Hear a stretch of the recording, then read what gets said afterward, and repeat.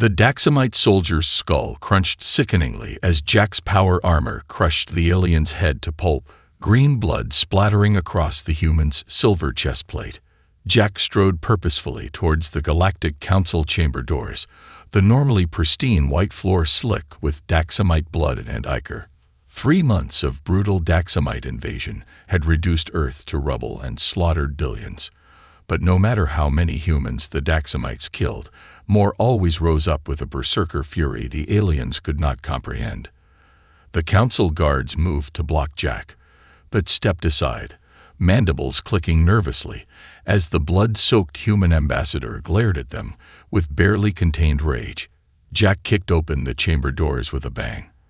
The various insectoid, reptilian, and avian counselors turned their heads in shock. Jack would make these smug aliens understand the humans' plight. He would force the advanced races to aid humanity against the Daxamite menace.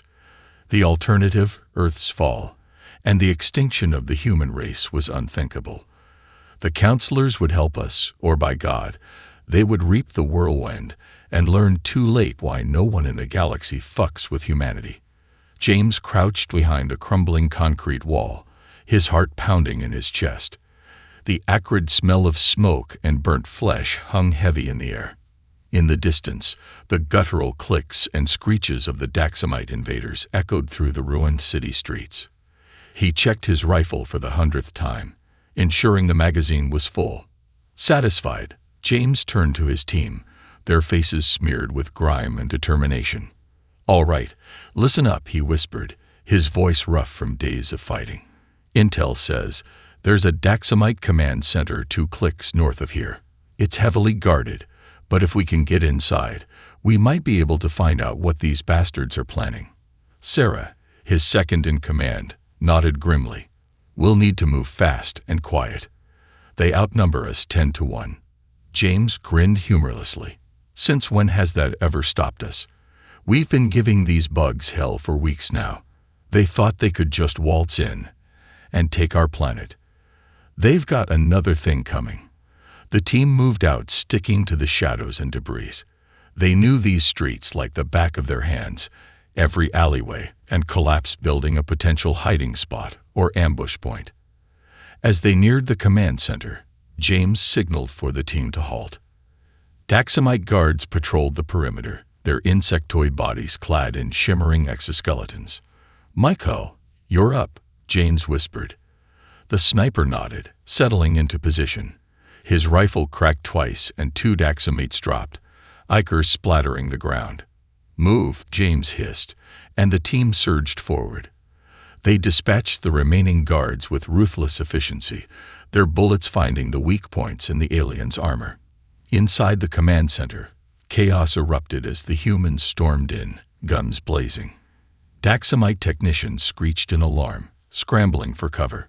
James barked orders, directing his team to secure the perimeter and download any intel they could find. Sarah hacked into a Daxamite terminal, her fingers flying over the alien keys. "Got it," she crowed triumphantly, holding up a data drive. "Troop movements, supply lines, everything we need to hit these fuckers where it hurts." James grinned as he planted explosive charges around the room. "Good work. Now let's get the hell out of here before reinforcements arrive." They barely made it out before the command center erupted in a ball of fire, the shockwave knocking them off their feet. James picked himself up, dusting off his fatigues. "The Daxamites want Earth," he growled, staring at the burning ruins. "They'll have to pry it from our cold, dead hands." As the resistance fighters melted back into the city's shadows, the Daxamite commanders hissed in frustration. These humans were proving far more troublesome than anticipated. They fought with a savagery and cunning that belied their primitive technology. The invasion had been meant to be swift and decisive, but now as the Daxamites surveyed the smoldering wreckage of their command center, a flicker of doubt crept into their hive mind. Conquering Earth would not be as easy as they had thought. Jack stalked through the space station's gleaming corridors, his boots thudding against the polished metal floor. The Galactic Council's opulent surroundings stood in stark contrast to the devastation he had witnessed on Earth.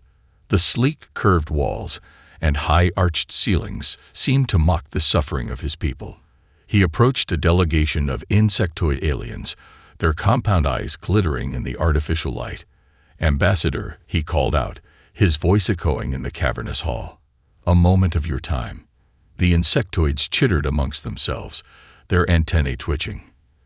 "Ah, the human representative," the lead delegate clicked. "We have heard of your planet's plight. A terrible tragedy, to be sure." Jack clenched his jaw. "Tragedy. It's a goddamn massacre. The Daxamates are slaughtering my people by the millions. We need the Council's help, and we need it now." The insectoid's mandibles worked in what might have been a sympathetic gesture. "The Council is deeply concerned, of course, but we must consider the potential repercussions of direct intervention. The Daxamates are a formidable race, and we cannot risk a full-scale galactic war." Jack's eyes narrowed. "So you'll just sit back and watch as the Daxamates exterminate us? Is that the kind of allies you are?" The delegate's antennae drooped. "I am sorry, Ambassador. The Council's hands are tied." Jack turned on his heel, disgust etched on his features. He would find no help here among these cowardly bureaucrats. As he stalked away, a reptilian alien in flowing robes intercepted him. "Ambassador," the alien hissed, his forked tongue flicking out. "I am Scar. I have been following your efforts to rally support for your world." Jack eyed the reptilian warily. "And are you here to offer empty platitudes as well?" Escher shook his head. "On the contrary, I believe your cause is just. The Daxamates must be stopped, and the Council's inaction is shameful." A glimmer of hope sparked in Jack's chest. "You'll help us then?" The reptilian nodded. "I have contacts, resources. I can secure weapons, supplies, even ships for your resistance, but we must be discreet. There are those on the Council who would not take kindly to my interference." Jack clasped his scared hand. "Discretion is my middle name. Just get me what my people need and we'll put it to good use." As the two conspirators parted ways, neither noticed the small floating drone that hovered in a shadowed alcove nearby. Its single, unblinking eye had recorded every word of their exchange. In his private chambers, Caxel, the Council chairman, watched the footage with a deepening frown. The human was proving to be a thorn in his side, stirring up dissent and challenging the Council's authority. He tapped a button on his desk, and a holographic image of his chief of security flickered to life. "Chairman," the security chief said, bowing his head, "how may I serve you?" Caxel steepled his fingers. "The human ambassador. He's been making waves rallying support for his doomed planet. I want him monitored around the clock. If he steps out of line, if he even breathes in a way I don't like, I want to know about it." The security chief nodded. "It will be done, Chairman. We'll keep a close eye on him." Caxel leaned back in his chair, his eyes glittering coldly.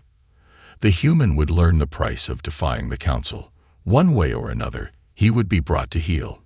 James grinned as he opened the crates of weapons and supplies that had mysteriously appeared at their hidden base overnight. Sleek rifles, powerful explosives, and advanced tactical gear gleamed under the harsh fluorescent lights. "Looks like Christmas came early, boys and girls," he said, tossing a rifle to Sarah, courtesy of our guardian angel up in space. Sarah ran her hands over the weapon, a fierce smile spreading across her face.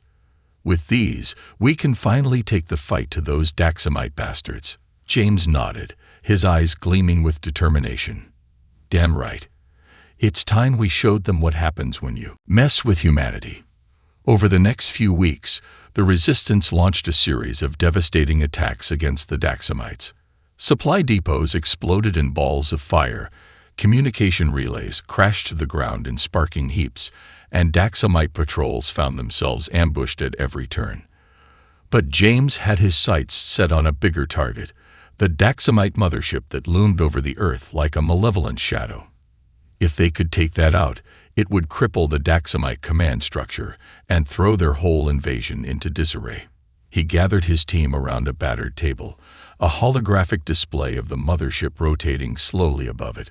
"All right. Here's the plan," he said, pointing at the schematic. "We'll infiltrate through this service hatch near the engine room. Michael, you'll cover our entry from this vantage point. Sarah, you're on hacking duty. We need you to disable their internal defenses.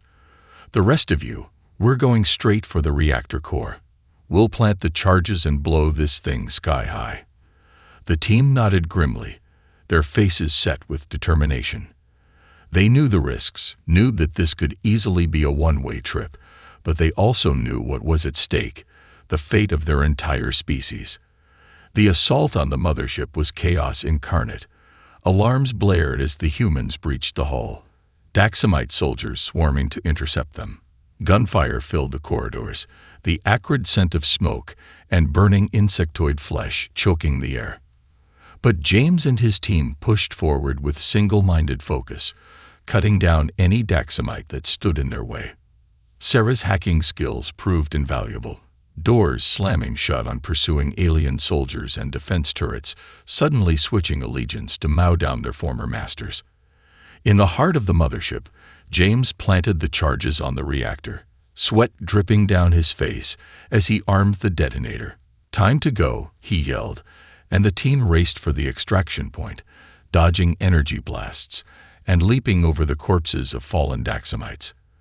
They barely made it out before the mothership exploded, a brilliant flash of light illuminating the sky as the massive vessel broke apart, raining flaming debris down on the scared Earth below. Cheers erupted across the Resistance comm channels as news of the mothership's destruction spread. It was a monumental victory, a beacon of hope in the dark days of the invasion. But the Daxamites' retaliation was swift and brutal. Enraged by the loss of their mothership, they unleashed a devastating biological weapon on Earth's remaining population centers. A sickly green mist descended on the cities, seeping into lungs and poisoning the blood. Millions perished in agony, their bodies convulsing and flesh sloughing off in wet chunks. Those who survived were left weakened, racked by fever and delirium. James stared at the devastated landscape, his eyes hollow with grief and exhaustion. So many lives lost, so much suffering, but he couldn't let despair consume him. The Daxamites may have struck a terrible blow, but humanity was not beaten yet. He gathered the survivors, those still able to fight. "They think this will break us," he growled, his voice raw with emotion. "They think we'll just roll over and die. But they don't know human tenacity, our stubborn refusal to quit. We'll adapt, we'll overcome, and we'll make them pay for every inch of our planet they've defiled." The Resistance fighters nodded, a grim resolve settling over them. They would mourn the dead, but they would honor their sacrifice by continuing the fight. The Daxamites had unleashed hell, but the humans would show them what it meant to survive in the face of annihilation. Earth may be battered and bleeding, but as long as even one human drew breath, the Daxamites would know no peace on its ravaged surface. Whispers of the humans' tenacity spread through the galaxy like wildfire. The story of a primitive species armed with nothing but guts and determination, standing up to the mighty Daxamite Empire, captured the imagination of even the most jaded alien races. Scar, the reptilian diplomat, found himself inundated with messages of support from his constituents. "The humans have shown us what bravery looks like." One message read, "We cannot stand idly by while they fight for their survival." Emboldened by the groundswell of support, Scar redoubled his efforts to rally the Galactic Council. He met with representatives from a dozen worlds, sharing tales of human heroism and sacrifice. Slowly but surely, he chipped away at the Council's apathy, convincing more and more members to pledge their support to the human cause. Caxel, the Council chairman, watched these developments with growing concern. The human ambassador, Jack, had become a thorn in his side, and now Scar was undermining his authority at every turn. He summoned his chief of security to his chambers, his eyes narrowed with suspicion. "I want you to find out what Scar is up to," he hissed. "He's been meeting with council members behind closed doors, and I don't like it. If he's plotting against me, I want to know about it." The chief of security bowed his head. "As you command, Chairman." On Earth, James and his team worked tirelessly to analyze the Daxamite's biological weapon. They collected samples of the sickly green mist, running tests and simulations to unravel its secrets. Sarah, the team's resident tech expert, hunched over a microscope, her brow furrowed in concentration. Suddenly, her eyes widened. "I think I've got something," she exclaimed, waving James over. James peered into the microscope, his heart racing. "What am I looking at?" he asked. Sarah grinned. "The Daxamites may be advanced, but they're not infallible. Their bioweapon has a weakness, a specific frequency of electromagnetic radiation that disrupts its molecular structure. If we can create a device that emits that frequency, we can neutralize the mist and protect our people." James clapped Sarah on the shoulder, a fierce grin spreading across his face. "You're a genius, Sarah. Let's get to work." The team labored day and night, scavenging components from downed Daxamite tech and jury-rigging a makeshift emitter. It was a race against time as more and more humans succumbed to the bioweapon's effects every day. But finally, after weeks of tireless effort, they had a working prototype. James stood before a group of haggard survivors, the emitter humming in his hands. "This is it," he said, his voice ringing with conviction. "This is our chance to turn the tide. The Daxamites think they've broken us, but we'll show them what humanity is made of. We'll take the fight to their doorstep, and we'll make them regret the day they ever set foot on our world." The survivors cheered, their spirits lifted by James's words. They knew the road ahead would be long and hard, but they were ready to face whatever challenges lay ahead. As the resistance prepared for their final assault, Jack stood before the Galactic Council, his heart pounding with anticipation. The evidence of humanity's triumph over the Daxamites was irrefutable. The destroyed mothership, the neutralized bioweapon, the countless Daxamite corpses littering Earth's surface. Cagseal, his face twisted with barely contained rage, tried to dismiss Jack's testimony. "This proves nothing," he sputtered. "The humans got lucky. That's all. They're still a primitive backward species unfit for a seat on this council." But Scar and his allies would not be silenced. They spoke passionately of humanity's courage and resilience, of their unwavering spirit in the face of overwhelming odds. In the end, the council had no choice but to acknowledge the truth. Earth had proven itself a force to be reckoned with, and humanity deserved a place among the stars. As Jack took his seat at the council table, his heart swelled with pride. The sacrifices of James and his team, of all the brave men and women who had fought and died for Earth's freedom, had not been in vain. And back on Earth, as the Daxamite ships flooded the planet's orbit, and the resistance fighters emerged from their bunkers to survey the devastated landscape, a sense of hope began to take root. The road to recovery would be long and hard, but they had proven that humanity could overcome any obstacle, face any challenge. James, his face streaked with grime and blood, gazed up at the sky, a smile tugging at the corners of his mouth. "We did it," he whispered, his voice hoarse with emotion. "We showed them what we're made of, and we'll keep showing them every day for as long as it takes." The survivors gathered around him, their faces alight with joy and relief. They had lost so much, but they had gained something invaluable. The knowledge that the human spirit could never be broken, that hope could never be extinguished. As the sun rose over the shattered remnants of Earth's cities, a new chapter in human history began, one of rebuilding, of healing, and of reaching for the stars. You have reached the end of the story. If you enjoyed this story and want to support us, please leave a like and subscribe to our channel. And for every comment that says 88, I will heart every single one of them. Thank you for your time.